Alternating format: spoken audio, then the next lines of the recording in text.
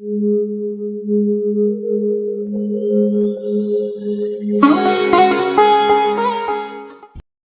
शिवाय। मैं हरप्रियसी आप सभी शिव भक्तों को सादर प्रणाम करती हूँ। श्रीमद् ईश्वर गीता का 10वां अध्याय आज हम आरंभ करते हैं, तो शुरू करते हैं। ईश्वर द्वारा परम तत्व तथा परम ज्ञान के स्वरूप का निरूपण और उसकी प्राप्ति के साधन का वर्णन। ईश्वर ने कहा, आलिंग चिहर रहित अद्वितीय अव्यक्त लिंग को ब्रह्म कहा गया है। वह स्वयं प्रकाश रूप परम तत्व परम व्योम में अवस्थित है, जो निर्गुण विशुद्ध विज्ञान रूप अक्षर और अव्यक्त कारण रूप है। उस परम पद का विद्वान लोग साक्षात्कार करते हैं, जिसे वेद में तलिंग अर्थात हेतु रूप कहा गया है। उस पर ब्रह्मा का शांत संकल्प वाले तत्परायण और नित्य उनके भाव से भावित होकर लोग साक्षात्कार करते हैं। मुनि श्रेष्ठों, अन्य किसी प्रकार मेरा दर्शन नहीं हो सकता।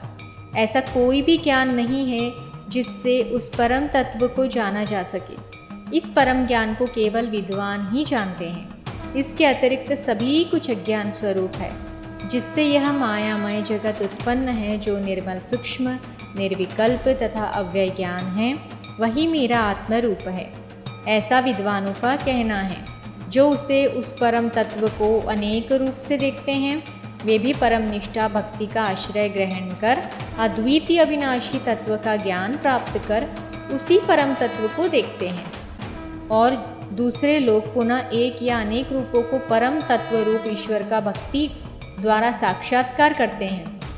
उन्हें तदात्मक अर्थात उस ब्रह्म का स्वरूप ही जानना चाहिए। वे वस्तुतः नियानंद स्वरूप निर्विकल्प तथा सत्य स्वरूप साक्षात परमेश्वर को अपनी आत्मा में देखते हैं।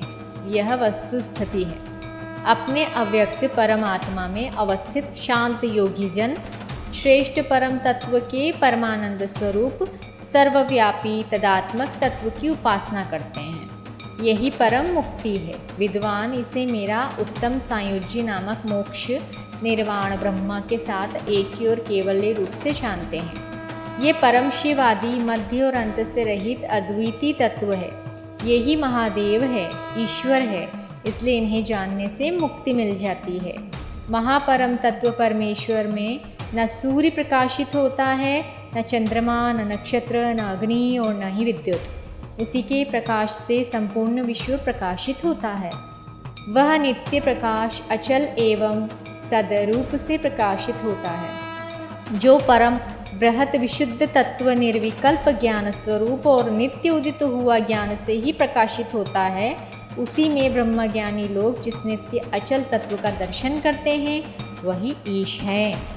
सभी वेद पुरुष को नित्य आनंद रूप अमृत रूप और विशुद्ध सत्य स्वरूप कहते हैं। वेदार्थ का निश्चय किए हुए लोग इस प्रणव के द्वारा उस नियामक का ध्यान करते हैं। परम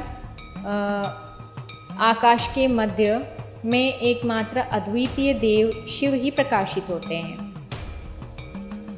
वहाँ न भूमि है, न जल है, न मन है और न अग्नि है। इसी प्रकार प्राण, वायु, आकाश, बुद्धि तथा अन्य कोई चेतन तत्व वहाँ नहीं है। वह मैंने सभी वेदों में निहित परम रहस्यमय ज्ञान रूपी अमृत का वर्णन किया।